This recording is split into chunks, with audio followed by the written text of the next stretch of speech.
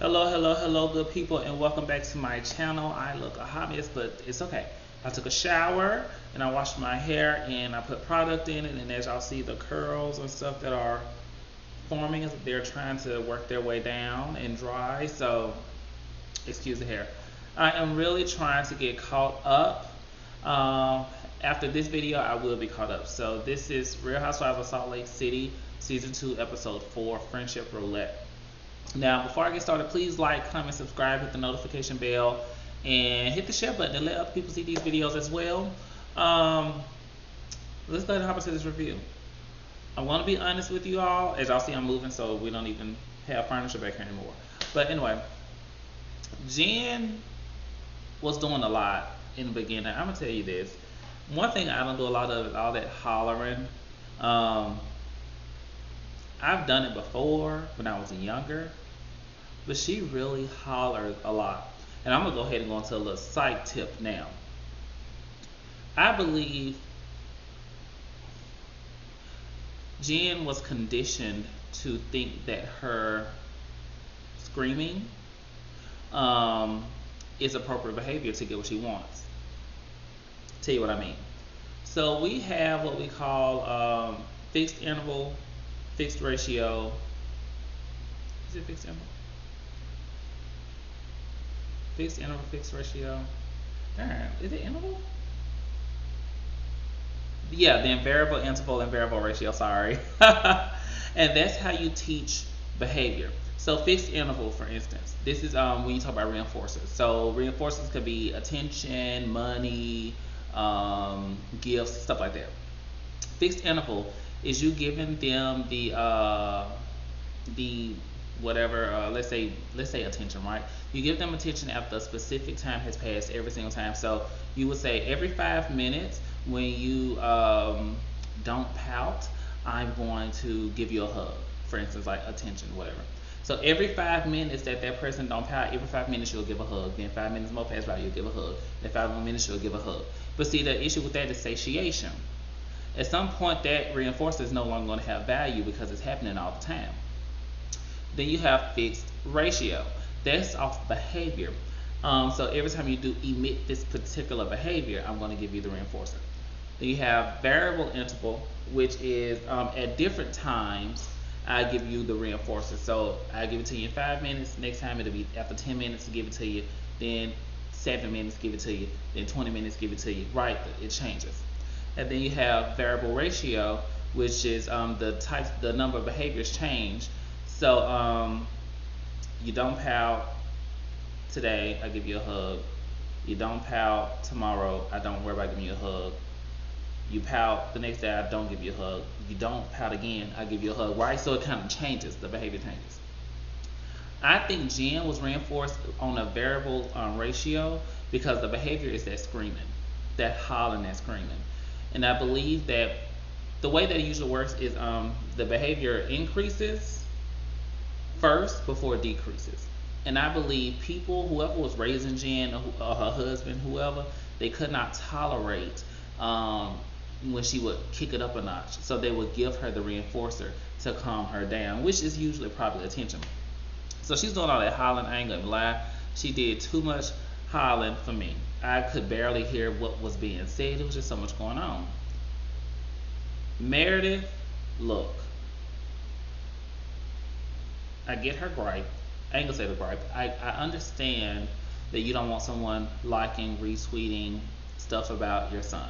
I think we have to give Jen the benefit of the doubt. She did say she had someone running her page. She didn't do it. They must have done it. Now, if I'm not mistaken, just on the last episode, Meredith and I think Lisa both said that they have someone running their stuff too. It's a representation of you, but you didn't technically do it, right? So I think they have to give, I ain't gonna say I think, so you have to give Jen the benefit of the doubt that she didn't like it. However, it was Jen's response. That was the issue. So, but Meredith kind of aggravates me when she talks about her son, Brooks. I'm like, Brooks is grown and Brooks needs friends somewhere outside of his mama and her friends. He's not one of the housewives. Okay, so Whitney was talking about how she believes Lisa is protecting Jen. I don't think Lisa's protecting Jen. I think she's really trying to make some stuff like work between Jen and Meredith, and I think she need to leave it alone. But I don't think she's protecting Jen. I do think she's giving Jen the benefit of the doubt. We see Jen's assistant talking to her, and he's basically trying to help her see reason and see it from different perspectives. And like, look, girl, basically calm yourself down. Like, you doing all this? Do you want to be the lady friend or not?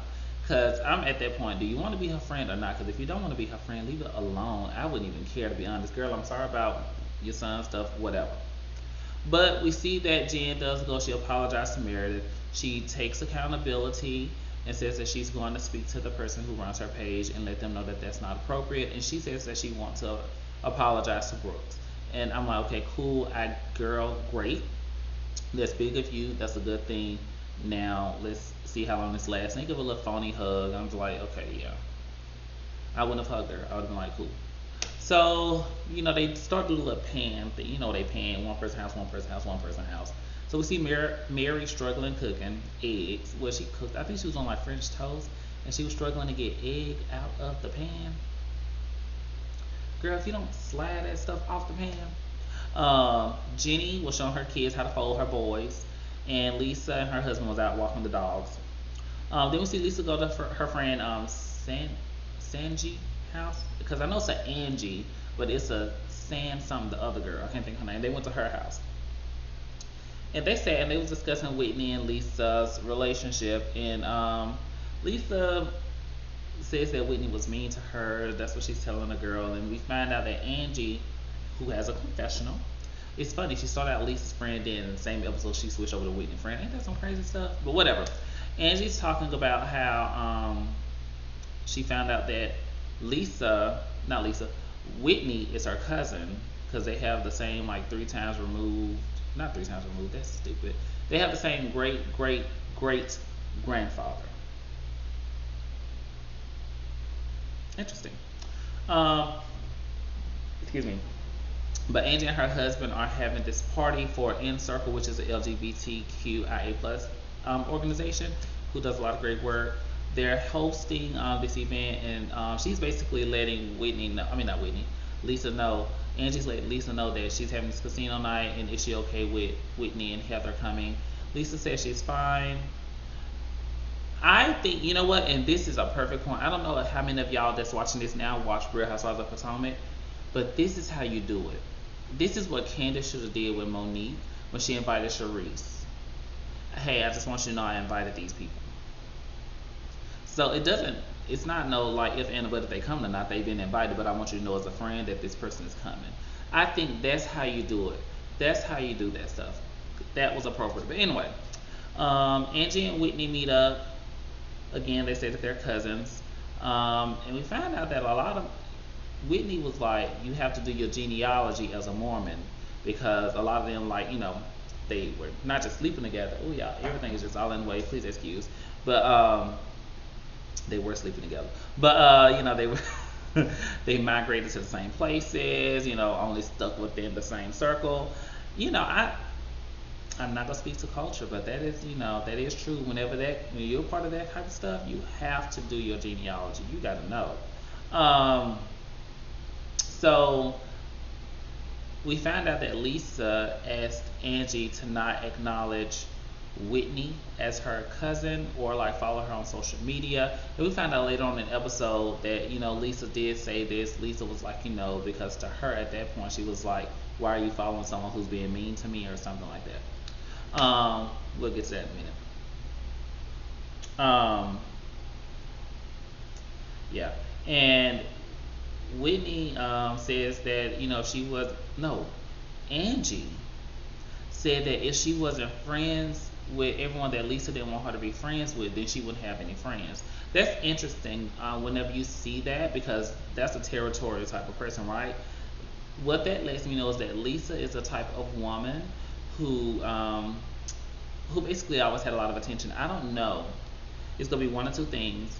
Either she's an only child and she always got her way and she always had attention, or she's a middle child who felt invisible. And now that she has some notoriety, she always wants to be seen. So anyone who's taken away from me is a threat. Y'all keep an eye on that. But that's interesting when your own friend says, if I can't be friends with people, you. That's sad to think that I wouldn't have friends if I wasn't friends with people you didn't want me to be friends with. That's a shame. And that says a lot about Lisa's character, especially when a friend, I think she said her and Angie been friends for like 20 years. That's sad whenever someone of 20 years say that about you. Like, that's true. Anyway. But what that also says about Angie, I'm sorry, is what type of woman or person, sorry, what type of person stays in a friendship when they feel captive or hostage in it? So obviously you felt as if you was getting something from Lisa. So Angie benefited in a way from Lisa. And now that she's gotten what she needed, what she has taken from Lisa, she doesn't need Lisa anymore. So she's okay now saying it. I wonder what that is. I wonder if it's connection or something like that. It's very interesting. I wonder.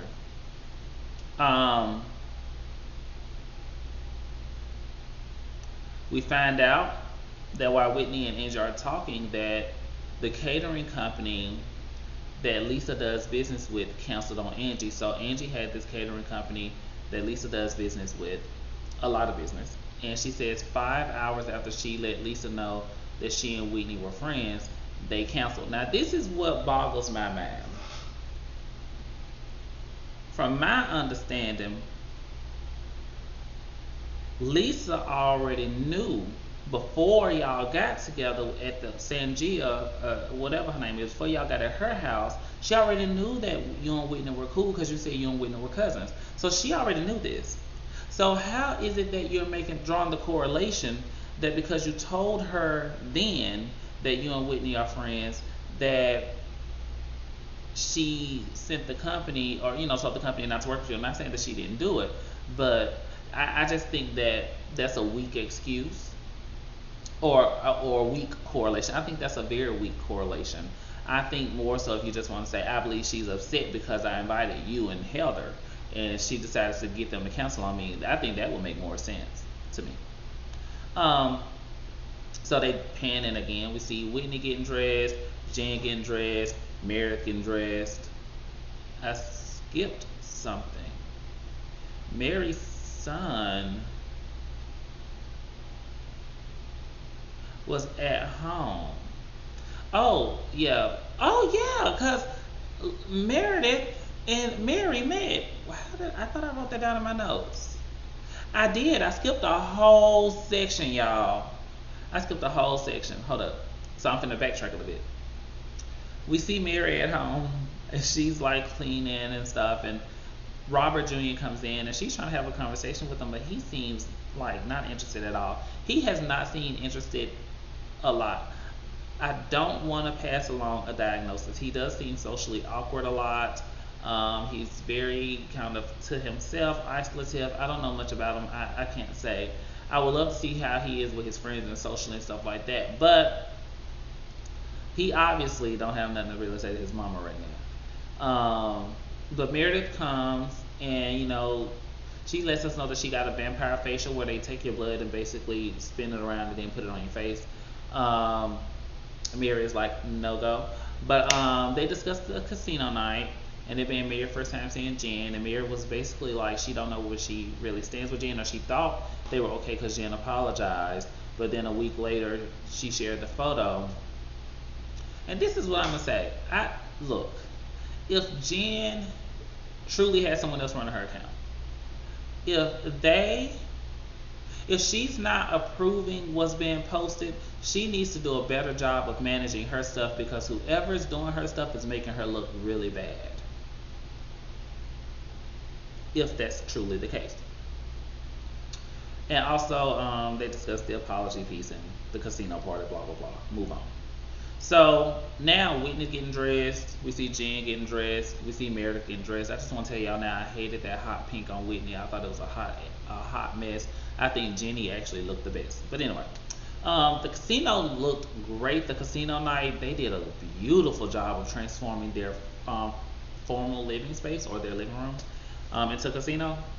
Great job. Excuse me. Great job, Angie. You did that.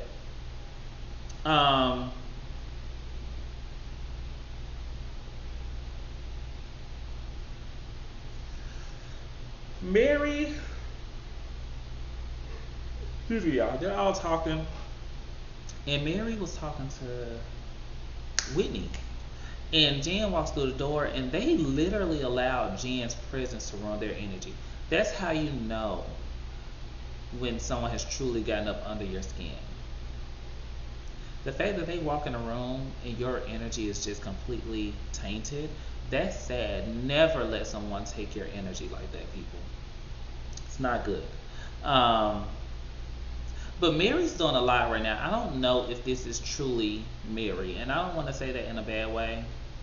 Because maybe her first season, maybe last season, she, felt like she had to be buttoned up for, because she was representing her church. I don't know about this season. It's like she's trying to be a meme.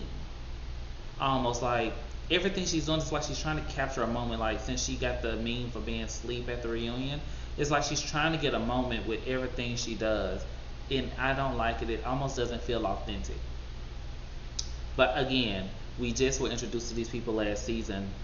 Most of them have remained consistent. Even Jen. Mary's the only one who's really shifted so far. And I don't know if that's again, maybe last season she felt like she had to present in a certain way and she don't have to now. I'm not sure, but it throws me off. Lisa comes in and she basically ignores Whitney, and Whitney's bothered. Obviously, Whitney wants to be Lisa's friend. Let's be honest. The fact that you're so worried about somebody you don't care for and who don't care for you acknowledging you lets me know that you want that person to see you. You want to be seen by Lisa. Something about Lisa. There's something about Lisa that Whitney is drawn to, and Whitney wants to be accepted. There's something there. I don't know exactly what it is, but it is. It's there. And it basically just lets me know that Whitney wants to be friends with Lisa, and she hates that they're not friends. So she's like conflicted on what part to pick. What part to choose. Be against her, be for her, what to do. I want her to see me, I don't want her to see me. It's all over the place. And then I think Lisa made the comment of there's nothing worse than being at a party with no food, which almost gives life to you being the one to have these caterers cancel on Angie. So people did going around, people joking, Coach, I can't think, Sharif is playing dice, everybody having a good time. Everybody's having a good time. They discussed In Circle, and Angie talks about her husband, discusses their son, who's trans male and things of that nature, and how the Mormon community basically is not fully accepted or is not accepted. They're trying to change, but it's not accepted yet. So until their son will be treated equally, they're not going to be a part of the Mormon faith. I think that's beautiful to say. Anyway, Jen and Mary chat for a little bit, and Jen basically wants to get their families together, and Mary lets her know, like, I don't know where I stand with you because of, I thought we made up, but then you kind of came at me and all this stuff. But they pinky promised very childish stuff to say, okay, we go move on and let this happen, but we go pray about it. Angie and Lisa talked because there was a guy there who gave $1 million to the organization. And Angie changed clothes and she was like, this is $1 million dress, blah, blah, blah. Then she's like, yeah, because that's what friends do, because real friends do, yeah, friends. And so I'm like, girl, just go ahead and pull the girls to the side already. So they decided to talk, and Angie confronts her about it. And she says that the catering company said that Lisa's assistant contacted her and said that Lisa threatened them.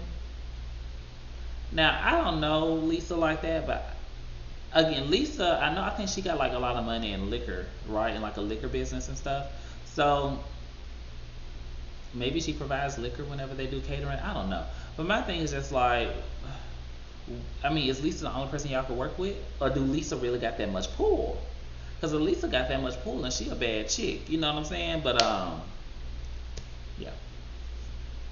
But basically, Lisa then turned it to the stuff with her and Whitney, and then Angie questions if Lisa's friendship with Meredith is real. Not real, but if it's not fractured. So Lisa feels like she gotta go get Meredith and Jen to bring them in to a conversation that they know nothing about. And I was with Jen on this. Jen was like, I argue with people about their husbands, about their family, about this, about that. She said, I'm just happy it's not about me, but I don't know what this about. I was confused. Like, girl, what are y'all? This is too much. So Whitney comes in, and Lisa basically is like, Whitney, why are you even here? And Whitney is like, Angie's my friend. I heard screaming. I want to make sure she's okay. And then they start having this little back and forth banter. And Lisa questions Angie, or she says to Angie, like it really hurt her, and that they're really like, it really hurt her that she would share with Whitney what she said. And I'll tell you that now, that's some true stuff right there, y'all. Is this just shiny or is it white? I think it's just shiny. I think it's real shiny. I must have caked it on right here. Something. Anyway, um, I don't disagree with Lisa on this part right here though. If you're my friend and we've been friends for 20 something years or 20 years, how dare you go and tell some chick what I done said? Why would you do that? That's between us. Y'all just found out y'all was cousins yesterday. Don't do that. So, yeah. It's very interesting to see these friendships dynamics, but that Angie is someone you have to watch. I don't know her, of course, but to be friends with someone for 20 years and to shift so quickly lets me know that you was only in that friendship to gain something. I'm not saying Lisa is right in what she did. She turned hysterical and wanted to just run to her husband and all that. She did all that because that's just a distractor, right? Take the heat off me, let me go. But you have to watch people like Angie, because she's the type of person, and once she get what she needs from you, she don't mind throwing you under the bus. I'm feeling that. I don't know her, but that's what I feel in my spirit. That's what I believe, because there's no way. There's no way, and I'm 29. My best friend is Karshana Johnson. Y'all don't know her. We've been friends since elementary school. There's no way that she could tell me something about somebody that I probably just met a couple of years ago, and I run and tell them what she said. I would never do that. So that says a lot. But anyway, that was the Real Housewives of Salt Lake City. I hope you guys enjoy, and I will see you next week. Bye bye.